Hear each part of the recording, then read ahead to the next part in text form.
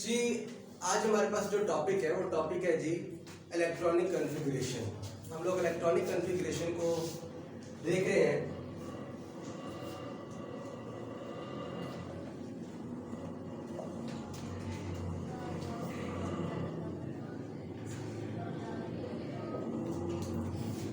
Electronic configuration है क्या?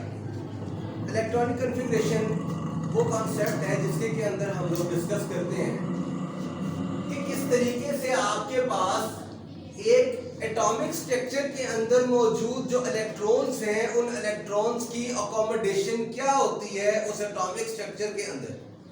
अब वो एटॉमिक स्ट्रक्चर में बहुत ही मेन पार्ट होता है, वो होते हैं शेल्स।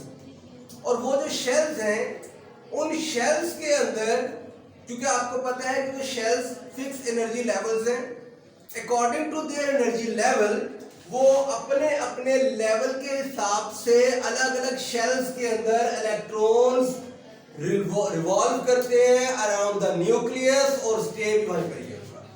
समझ में आ रही बात? उसके बाद देखें, जब हम इलेक्ट्रॉनिक कॉन्फ़िगरेशन को समझना चाहते हैं, इसको हम अप्लाई करने जाते हैं, तो हमारे पास इस कॉन्सेप्ट को अप्लाई करते हुए जो मेन टर्म्स हैं वो मेन टर्म्स कौन कौन सी हैं जिनको समझना बहुत जरूरी होता है। तो सबसे पहले हमें समझना होता है शेल्स क्या है। ये जो शेल्स हैं, ये शेल्स आपके पास वो रास्ते हैं, वो फिक्स एनर्जी लेवल्स हैं जिनके अंदर इलेक्ट्रॉन्स घूमते हैं, रहते हैं, अराउंड द न्यूक्लियस रिवॉल्व हो रहे होते हैं। अब ये शेल्स बेसिकली कितने होते हैं? तो ये 4 होते हैं।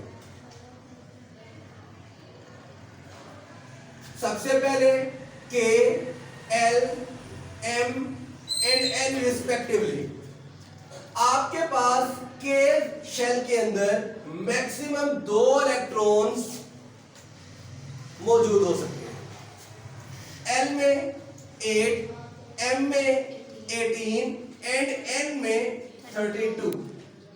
इसके बाद बात आती है दूसरी टर्मिनोलॉजी जो कि हमें जरूरत होती है, वो है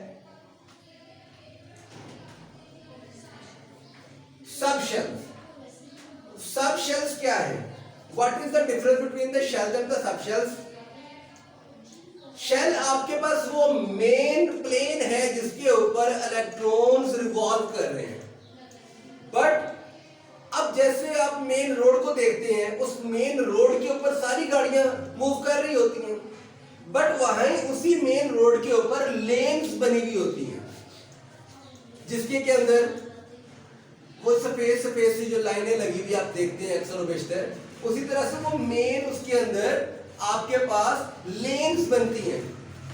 आप यूं ही समझ लें कि वो मेन रोड शेल है और उस रोड के ऊपर बने हुए वो जो लेन्स हैं वो क्या है? वो सब शेल्स हैं।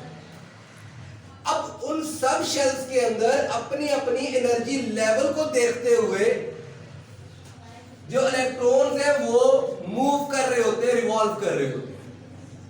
जैसा कि मिसाल के तौर पर आपके पास रोड के ऊपर मेन रोड को आप देखें तो आमतौर पर उसमें 3 लेन्स होती हैं। सबसे ज्यादा जो आपके पास राइट साइड पे लेन होती है वो लेन हैवी व्हीकल्स के लिए होती है, तेज चलने वालों के लिए होती है, जो अपनी ज्यादा सफर जिन्होंने तय करना होता है और अपनी स्पीड को मेंटेन रखते हुए लेके जा रहे होते हैं, वो दरमियान में चलते हैं। और बाइक्स वाले, साइकिल वाले वो बिल्कुल यानी कम स्पीड वाले, और वो बिल्कुल लेफ्ट साइड पे चल रहे होते हैं। सेम उसी तरह से इसके अंदर भी ऐसा होता है।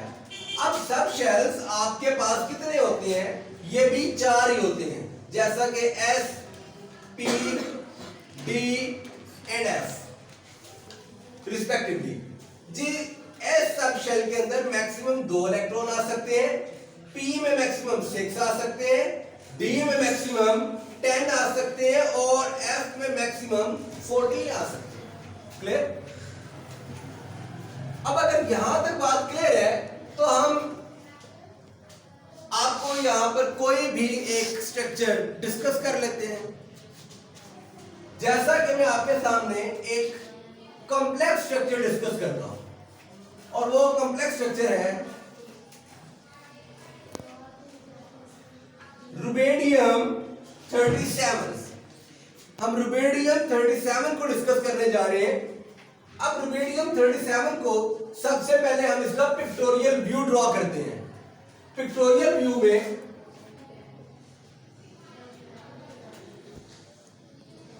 it's a K shell, and K shell having in 2 electrons. It's L shell having 8 electrons.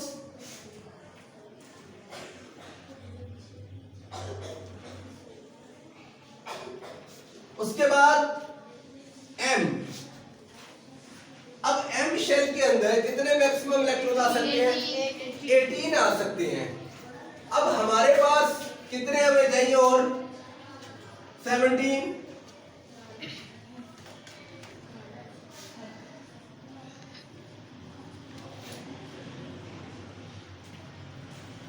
Two plus 8 10, 10 minus 28।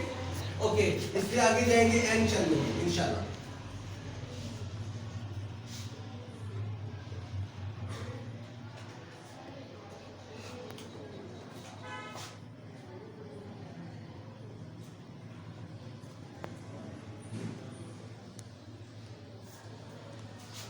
M shell पूरा हो गया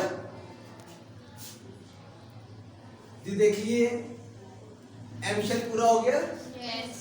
उसके बाद बारी आती है N शेल की। अब हमारे पास कितने बाकी इलेक्ट्रॉन रह गए हैं जी, प्लीज देखिएगा। 10 बाकी रह गए हैं। yes. K शेल में 2, L में 8, तो यहाँ पर 2 प्लस 8 प्लस हमारे पास 18 जी, कितना हो गया? 28। अब 28 तो हो चुके हैं, यानी कि बाकी रह गए 9।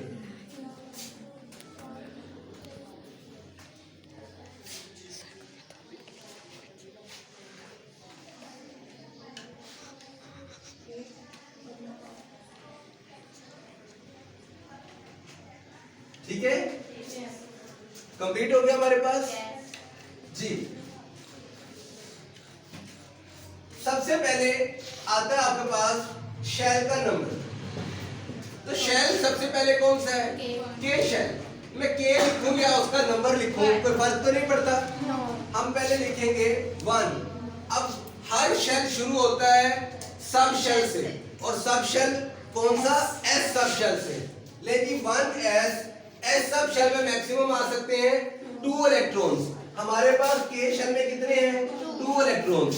लेकिन 1s 2 कंप्लीट हो गया। आइए L की तरफ चलते हैं। L शेल का नंबर क्या? 2। लीजिए यहाँ पर आया 2। हर शेल सब शेल S से शुरू होता है। 2s यहाँ पर ये 2 इलेक्ट्रॉन्स इधर आ गए। अभी आपके पास बाकी कितने बचे? ये 6 इलेक्ट्रॉन्स। लीजिए, तो फिर 2s के बाद किसकी बारी? P की। 2p6 complete. उसके बाद M शेल। M शेल का नंबर क्या? 3 जी, 3। हर शेल सब शेल S से शुरू होता है। 3s में 2, ये 2 आ गए इधर। अभी आपके पास बाकी बहुत सारे हैं। लीजिए, 3s के बाद 3p में आपके पास ये वाले 6 आ गए। 3p6।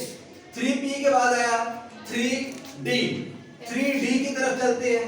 3d में हमारे पास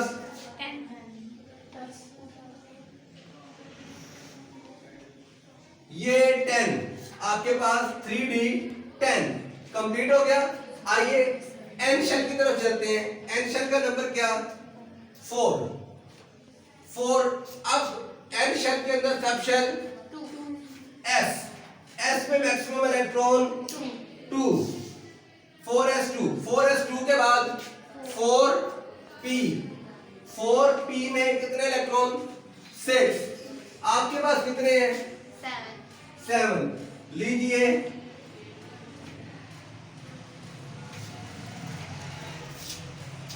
4p6। अब आपके पास 4 के बाद p के बाद क्या आएगा 4d 4d1। लीजिए समझ में आया। ये था जी आपका आज का इलेक्ट्रॉनिक कॉन्फ़िगरेशन टॉपिक, जिसको हमने एक कॉम्प्लेक्स स्ट्रक्चर के ऊपर अप्लाई करके आपको कंप्लीट किस तरीके से उसको लिखना है प्रॉपर तरीके के साथ आपको मैंने बताया। आपके पास ये की मौजूद शेल्स कितने हैं, इलेक्ट्रॉन्स कितने आ सकते हैं, सब शेल्स कौन कौन से हैं, किस किस में कितने कितने इलेक्ट्रॉन आ सकते हैं। उसके बाद पिक्टोरियल व्यू हमने ड्रॉ करना है, कैसे करना है। उसके बाद हमने किस तरीके से उसको यहाँ पर इलेक्ट्रॉन्स को उसके अंदर डिस्ट्रीब्यूट किया, जिसको हम कॉन्फ़िगरेशन बोलते हैं। और उसके बाद उसकी अकोमोडेशन को हमने शो किया बाकायदा शेल्स के रिस्पेक्टिवली, और यहाँ पे प्रॉपर तरीके से हमने इसको सॉल्व किया। Is it clear? Yes. If you have any question about today's lecture, so please tell your question. I'll explain you with complete description. Inshallah. Sorry.